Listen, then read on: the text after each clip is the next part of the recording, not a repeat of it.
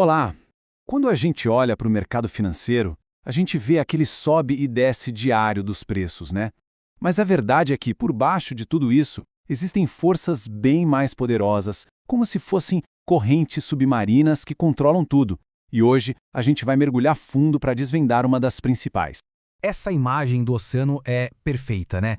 Pensa só, as notícias que saem todo dia, os resultados das empresas, aqueles gráficos que a gente fica acompanhando, tudo isso são as ondas. A gente consegue ver, claro, mas na maioria das vezes elas são só o resultado de uma força muito, mas muito maior. O poder de verdade, a força que move tudo, tá lá embaixo, nessas correntes que a gente não vê. Então, fica a pergunta, né? Se as ondas são só a consequência, qual é a causa? O que está lá no fundo criando a calmaria ou, de repente, o caos total no mercado? E o mais importante, será que dá para medir essa força? A resposta, olha só, é sim, dá para medir. E é exatamente isso que a gente vai fazer aqui. Vamos mostrar que essa tal corrente oculta não é nenhum bicho de sete cabeças, não é um mistério. Pelo contrário, é uma força que dá para medir e que o mercado chama de gama. E pode acreditar. Entender o que é o gama é a chave para entender o humor do mercado de um jeito que pouca gente consegue. Beleza, então vamos lá. Mas calma. Antes de sair navegando nessas águas profundas do Gama, a gente precisa primeiro conhecer as ferramentas certas, né? E a ferramenta principal para entender tudo isso são as opções. É dali que nasce toda essa dinâmica. Uma opção, de um jeito bem simples, é exatamente o que o nome sugere, uma opção, uma escolha. É um tipo de contrato que faz uma coisa muito importante. Ele separa o direito de fazer algo da obrigação de fazer algo. Quem compra está pagando por um direito, por uma possibilidade. Já quem vende recebe uma grana para assumir uma obrigação. E essa separação, olha, é a chave de tudo. Para ficar mais fácil, pensa num convite para jantar.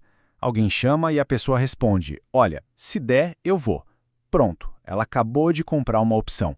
Garantiu um lugar na mesa, mas não tem a obrigação de ir. Agora, quem convidou, essa sim tem uma obrigação.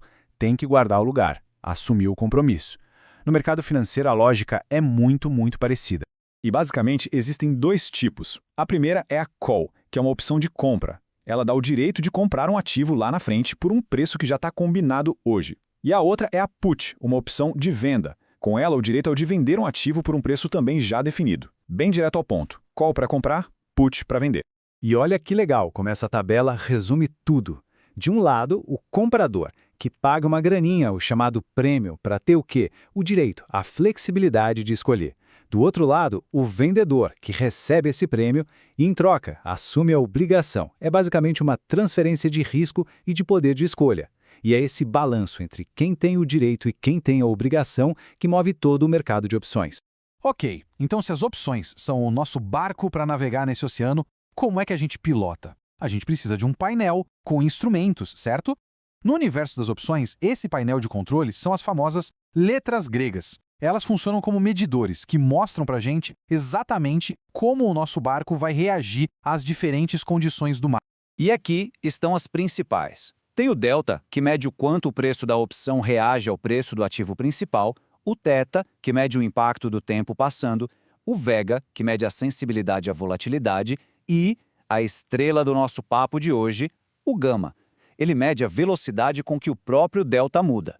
Pensa nele como uma medida de aceleração, e é aí que a coisa fica interessante de verdade. Para facilitar ainda mais, vamos mudar de analogia por um segundo. Imagina que a opção é um carro. Nesse caso, o delta seria o velocímetro. Ele diz qual é a velocidade com que o preço da opção está mudando em relação à ação. Por exemplo, um delta de 0,5 significa que para cada R$ 1 que a ação sobe, o preço da opção tende a subir 50 centavos. É a velocidade. Simples assim. Certo, mas se o delta é a velocidade, tem que ter alguma coisa que mede como essa velocidade muda, certo? E essa força, essa aceleração, é exatamente o gama. É nesse ponto que a gente para de olhar para as ondinhas na superfície e mergulha de cabeça nas correntes ocultas. E essa é, de longe, a forma mais fácil de entender. Se o delta é o velocímetro, o gama é o pedal do acelerador. Ele não mostra a velocidade de agora, mas sim o quão rápida essa velocidade está aumentando ou diminuindo. Um gama alto quer dizer que o pedal está sensível. Qualquer toquinho no preço do ativo faz o velocímetro, o delta, disparar de um lado para o outro. O ponto-chave, então, é que o gama é uma medida de estabilidade. Um gama baixo significa que o delta se comporta de um jeito mais previsível, mais tranquilo. Já um gama alto, aí a história é outra. Significa que o delta é instável. Ele pode pular de 0,2 para 0,7 num piscar de olhos. Isso torna a operação muito mais arriscada ou, claro, muito mais lucrativa. Tá, mas e por que isso importa para o mercado inteiro? Porque as grandes instituições, os chamados market makers, que são quem vende a maior parte das opções, precisam se proteger desse risco todo. E como eles fazem isso? Comprando e vendendo as ações para zerar o risco deles. E é o gama que dita o quão agressivos eles precisam ser nesses ajustes. É essa corrida para se proteger, feita por gigantes, que cria aquela corrente oculta que movimenta o oceano inteiro. E isso nos traz ao conceito talvez mais poderoso de todos. Existe um ponto, um nível de preço muito específico que funciona como uma linha divisória. E quando o preço cruza essa linha, o comportamento desses market makers muda da água para o vinho. Esse ponto é conhecido como ponto de virada gama, ou, em inglês, gamma flip. Pensa nele como um grande interruptor. Acima desse preço, o mercado se comporta de um jeito. Abaixo, o comportamento é completamente o oposto. O que define isso é se a exposição total ao gama do mercado é positiva ou negativa. E essa tabela aqui deixa a diferença claríssima. Olha só, quando o mercado está em gama positivo, do lado esquerdo, os market makers funcionam como amortecedores. O mercado cai, eles compram. O mercado sobe, eles vendem. Eles acalmam o jogo. Agora, quando vira para gama negativo do lado direito, a coisa muda. O mercado cai, eles vendem mais ainda. O mercado sobe, eles compram mais. Ou seja, eles jogam gasolina na fogueira, acelerando qualquer movimento e criando muito mais volatilidade. E é mais ou menos assim que a gente visualiza isso na prática.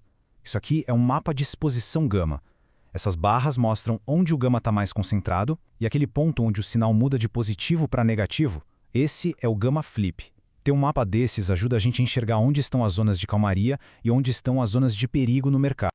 Então, só para deixar bem claro, em um cenário de gama positivo, a volatilidade tende a ser controlada, amortecida. Já num cenário de gama negativo, a volatilidade explode, ela é amplificada. É o próprio ato dos market makers se protegendo que cria esse ciclo que acaba definindo o humor e a natureza do mercado naquele momento.